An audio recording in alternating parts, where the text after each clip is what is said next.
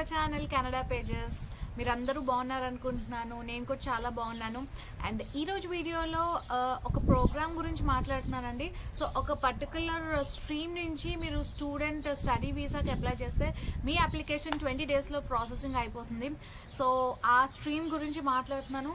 So ఈ ప్రోగ్రామ్కి ఎవరెవరు ఎలిజిబిలిటీ ఏంటి, ఎవరెవరు అప్లై చేయొచ్చు అండ్ ఎలా అప్లై చేయాలి, టైం లైన్ మనకి ఎంత పడుతుంది అప్లికేషన్ ప్రాసెసింగ్కి, డాక్యుమెంట్స్ ఏం కావాలి, సో ఇలాంటి డీటెయిల్స్ మనం మాట్లాడుకుందాం. అండ్ మీరు ఎవరైనా నేను ఫస్ట్ టైం చూస్తుంటే నా పేరు రాధా, ఇది నా ఛానల్ కెనడా పేజెస్. అండ్ కిందనే ఉన్న సబ్స్క్రైబ్ బటన్ ఫస్ట్ క్లిక్ చేయండి, నా ఛానల్కి సబ్స్క్రైబ్ చేయండి, పక్కనే ఉన్న గంటను కూడా కొట్టండి. నేను వీడియో పెట్టిన ప్రతిసారి మీకు నోటిఫికేషన్స్ వస్తాయి. అండ్ ఇప్పుడు మనం డీటెయిల్స్లోకి వెళ్దాం. Student direct stream. సో ఈ స్ట్రీమ్ ద్వారా మీరు అప్లై చేస్తే మీరు ఎలిజిబుల్ రిక్వైర్మెంట్స్, వాళ్ళకున్న రిక్వైర్మెంట్స్ అన్ని మీరు మ్యాచ్ అయితే దెన్ మీ అప్లికేషన్ 20 డేస్లో ప్రాసెసింగ్ అయిపోతుంది. సో వీళ్ళకున్న రిక్వైర్మెంట్స్ ఏంటంటే, ఫస్ట్ థింగ్ వచ్చి మీకు ఐఎల్టీఎస్ స్కోర్ అంటే లాంగ్వేజ్ ప్రొఫిషియన్సీ టెస్ట్లో 4 సెక్షన్స్లో మీకు 6 స్కోర్ ఉండాలండి. అంటే listening, writing, reading and speaking, ఈ 4గిట్లో కూడా మీకు 6 ఉండాలి స్కోర్. అండ్ సెకండ్ థింగ్ ఏంటంటే, ఇక్కడ డిస్ప్లేలో మీకు స్క్రీన్ మీద కనిపిస్తున్న కంట్రీస్ నుంచే స్టూడెంట్స్ అప్లై చేసుకోగలుగుతారు. So apart from these countries వేరే ఏ కంట్రీకి స్ట్రీమ్ అప్లికబుల్ కాదు. అండ్ మీరు ఈ ప్రోగ్రామ్కి అప్లై చేసేటప్పుడు అదే కంట్రీలో ఉండాలి. అంటే ఫర్ ఎగ్జాంపుల్ మీరు ఒక ఇండియన్, బట్ దెన్ ఇప్పుడు ఇండియాలో లేకుండా వేరే కంట్రీ నుంచి ఈ ప్రోగ్రామ్కి అప్లై చేయలేరు. సో మీరు ఇండియన్ అయితే ఇండియాలోనే ఉండాలి అండ్ ఇండియా నుంచి అప్లై చేయాలి. అప్పుడే మీకు 20 డేస్లో ఫాస్ట్ స్టడీ పర్మిట్ వస్తుంది. అండ్ థర్డ్ రిక్వైర్మెంట్ ఏంటంటే, మీకు యాక్సెప్టెన్స్ లెటర్ ఉండాలండి. సో ఒక యాక్సెప్టెన్స్ లెటర్ ఫ్రమ్ డిఎల్ఐ అంటే డెసిగ్నేటెడ్ లెర్నింగ్ ఇన్స్టిట్యూట్ మీకు యాక్సెప్టెన్స్ లెటర్ ఇవ్వాలి. సో డిఎల్ఐ అంటే ఏంటి, అసలు డిఎల్ఐని ఎలా సెలెక్ట్ చేసుకోవాలి, ఇవన్నీ కూడా నేను నా ప్రీవియస్ వీడియోలో మాట్లాడాను. మీకు లింక్ పైన ఉంది, మీరు ఆ వీడియో చెక్ చేస్తే మీకు ఒక క్లారిటీ వస్తుంది. అండ్ అపార్ట్ ఫ్రమ్ దీస్ 3 మీకు ఫోర్త్ వన్ ఏంటంటే, ఒక జిఐసి ఉండాలి ఆఫ్ $10,000 కెనేడియన్ డాలర్స్. సో అసలు జిఐసి అంటే ఏంటి మనం తెలుసుకుందాం ఇప్పుడు. జిఐసి అంటే ఒక గ్యారంటీడ్ ఇన్వెస్ట్మెంట్ సర్టిఫికేట్. సో మీరు ఇండియాలోనే ఉన్నప్పుడు ఇండియా నుంచే ఒక ఇన్వెస్ట్మెంట్, కెనేడియన్ ఇన్వెస్ట్మెంట్ ఒకటి మీరు తీసుకోవాలండి. సో ఇన్వెస్ట్మెంట్ అంటే మీకు ఆ పర్టికులర్ ఇన్వెస్ట్మెంట్ నుంచి ఒక ఫిక్స్డ్ పీరియడ్ ఆఫ్ టైం వరకు రేట్ ఆఫ్ రిటర్న్ ఇవ్వాలి ఆ బ్యాంక్. సో మీరు ఇప్పుడు ఇది చూస్తే, ఈ క్లియర్ ఎక్స్ప్లెనేషన్ చూస్తే మీకు అంతా అర్థమవుతుంది. సో వాళ్ళు ఏమంటున్నారంటే, GIC is a Canadian investment that has a guaranteed rate of return for a fixed period of time. So చాలా బ్యాంక్స్ ఈ జిఐసిస్ అనేవి ఇస్తాయి, మనకి ప్రొవైడ్ చేస్తాయి. సో మీరు కిందకు వస్తే, ఇక్కడ కింద నంబర్ ఆఫ్ బ్యాంక్స్ వాళ్ళు లిస్ట్ ఇచ్చారు. Bank of Beijing, bank of China, bank of Montreal, చాలా బ్యాంక్స్ ఉన్నాయండి. అండ్ మనకి ఇండియాలో యాక్చువల్లీ మనకి యూస్ఫుల్ అయ్యే బ్యాంక్స్ వచ్చి ఇక్కడ HSBC, bank of Canada, ICICI bank, SBI Canada bank అని కూడా ఉన్నాయి. సో మీరు ఇండియాలో యాక్చువల్లీ బ్రాంచెస్ అన్నీ మనకి ఉంటాయి కాబట్టి ఐసిఐసిఐ, ఎస్బీఐ, ఇవన్నీ హెచ్ఎస్బిసి. సో మీరు ఇనిషియల్గా ఆ బ్యాంక్స్ని కాంటాక్ట్ చేసి అసలు ప్రాసెస్ ఏంటి, ఈ జిఐసికి మీరు ఏం చేయాలని అంటే వాళ్ళు మీకు ఒక క్లారిటీ ఇస్తారు.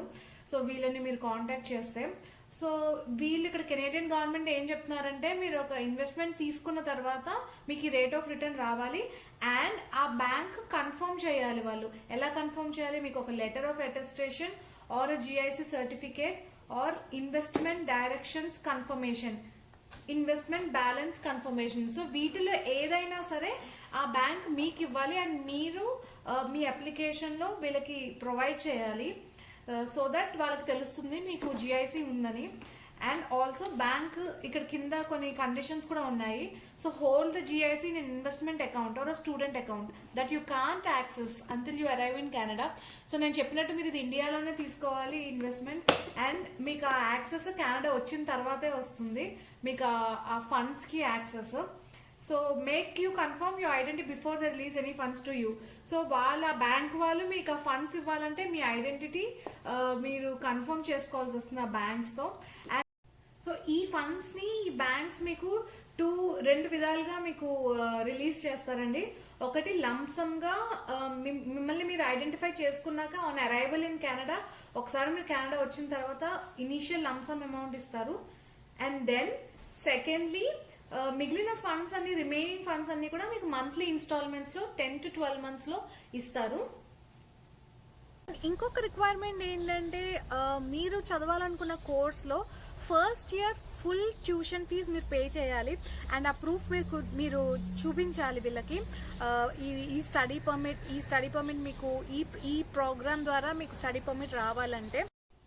సో ప్రూఫ్ ఆఫ్ పేమెంట్ ఏంటంటే మనం ఎలా ప్రూవ్ చేయగలుగుతామంటే receipt from the DLI, so designated learning institute నుంచి ఒక రిసీట్ మనం తెచ్చుకోవాలి, or official letter from DLI confirming the payment of fees. So వాళ్ళు కన్ఫర్మ్ చేయాలి పేమెంట్ మీరు ఫీజ్ పే చేశారని, ఆర్ బ్యాంక్ రిసీట్ అయినా మనకు సరిపోతుంది ట్యూషన్ ఫీజ్ పే చేసినట్టు, or proof that the tuition fee amount has been transferred into repository account at the DLI to be applied. So వీటిలో మీరు ఏ రిసీట్ చూపించినా సరే ప్రూఫ్ కింద సరిపోతుంది. అండ్ ఇవన్నీ కాకుండా మీకు నార్మల్గా స్టడీ పర్మిట్కి కావాల్సిన డాక్యుమెంట్స్ అన్నీ కూడా కావాలి. లైక్ పోలీస్ వెరిఫికేషన్ ఉంటుంది, మెడికల్ సర్టిఫికేట్స్ మీరు చూపించాల్సి వస్తుంది, మీ ట్రాన్స్క్రిప్ట్స్ కావాలి, బయోమెట్రిక్స్ ఇవ్వాలి.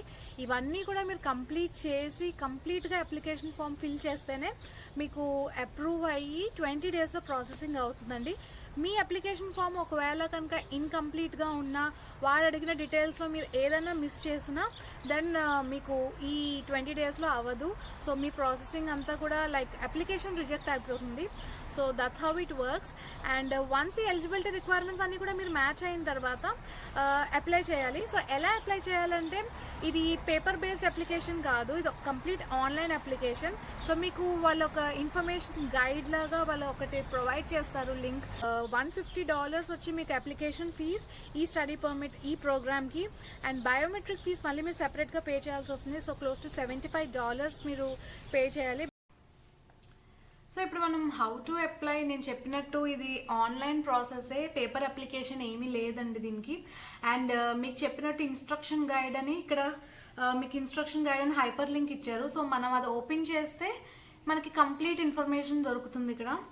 సో కంప్లీట్గా బిఫోర్ యూ అప్లై ఏం చేయాలి, ఏ డాక్యుమెంట్స్ మనం సబ్మిట్ చేయాలి, okay complete application, pay the fee, submit the application, మొత్తం కంప్లీట్గా వాట్ హ్యాపెన్స్ నెక్స్ట్ అన్నీ కూడా ఇందులో ఉన్నాయి. సో మీరు ఈ ప్రోగ్రామ్కి అప్లై చేస్తున్నప్పుడు నేను ఈ లింక్ కూడా మీకు డిస్క్రిప్షన్ బాక్స్లో ఇస్తాను. సో మీరు ఇది చెక్ చేసుకోవచ్చు ఏంటి అని. కంప్లీట్గా అంటే స్టడీ పర్మిట్ ఏంటి దగ్గర నుంచి అన్నీ కూడా కంప్లీట్గా మనకి ఇక్కడ ఉన్నాయి. సో ఇది మనం చూసుకోవచ్చు. అండ్ ప్రీవియస్ పేజ్కి వెళ్తే మనకి వాళ్ళు ఇక్కడ చెప్పారు చూడండి, మీకు ఒక స్కానర్ కావాలి to create electronic copies of your documents. So మీ డాక్యుమెంట్స్ మీకు వాళ్ళు ఎలక్ట్రానిక్ కాపీస్ కావాలి, and credit or debit card to make a payment. So ఇవి ఉంటే సరిపోతుంది మనకి ఆన్లైన్ అప్లై చేయడానికి. అండ్ చూడండి get instructions to apply online. So మనకి ఇన్స్ట్రక్షన్స్ రావాలంటే మనం ఏ కంట్రీ నుంచి అప్లై చేస్తున్నామో ఇక్కడ సెలెక్ట్ చేసుకుని కంటిన్యూ కొడితే అప్పుడు ఇక్కడ కింద డీటెయిల్స్ వస్తున్నాయి. So for residents of India you can use your account to pay your fees, submit your application and check the status of your application. So వాళ్ళు when you apply make sure మనకి చెప్తున్నారు meet the eligibility for faster processing. నేను చెప్పాను కదా మీకు మీరు application కంప్లీట్గా మీరు ఫుల్ డీటెయిల్స్ అన్నీ కంప్లీట్గా ఇస్తేనే మీకు ప్రాసెస్ అవుతుందని. సో అదే వాళ్ళు ఇక్కడ చెప్తున్నారు. And then include all the documents you need and follow your visa officers instructions. So once మనం అప్లికేషన్ సబ్మిట్ చేసిన తర్వాత వాళ్ళు ఫింగర్ ప్రింట్స్ అడుగుతారు, ఫోటో బయోమెట్రిక్స్ మన అడుగుతారు. దెన్ వాళ్ళు తర్వాత మన స్టడీ పర్మిట్ అప్లికేషన్ని ప్రాసెస్ చేస్తారు. సో ఇక్కడ రాశారు కదండి చూడండి, once we receive your biometrics will be able to process your study permit application. So most of the applications are processed with in 20 calendar days after we receive your biometrics. So నేను చెప్పినట్టు 20 calendar days అని అంటున్నారు. So in case if the application doesn't meet the eligibility for the student stream program then will review it as regular study permit. అంటే ఇప్పుడు మీరు ఒకవేళ ఇక్కడున్న conditions fulfil అవ్వకపోతే అప్పుడు అది రెగ్యులర్ స్టడీ పర్మిట్ కింద వాళ్ళు చూస్తారు. ఈ రెండింటికి డిఫరెన్స్ ఏమీ లేదు. రెగ్యులర్ స్టడీ పర్మిట్ అంటే కొంచెం ప్రాసెసింగ్ టైం కొంచెం ఎక్కువ పడుతుంది. అండ్ మీరు ఈ ప్రాసెస్ ద్వారా ఈ ప్రోగ్రామ్ ద్వారా మీ స్టడీ పర్మిట్కి అప్లై చేస్తే మీకు 20 daysలో ప్రాసెసింగ్ టైం అయిపోతుంది అప్లికేషన్ ప్రాసెసింగ్.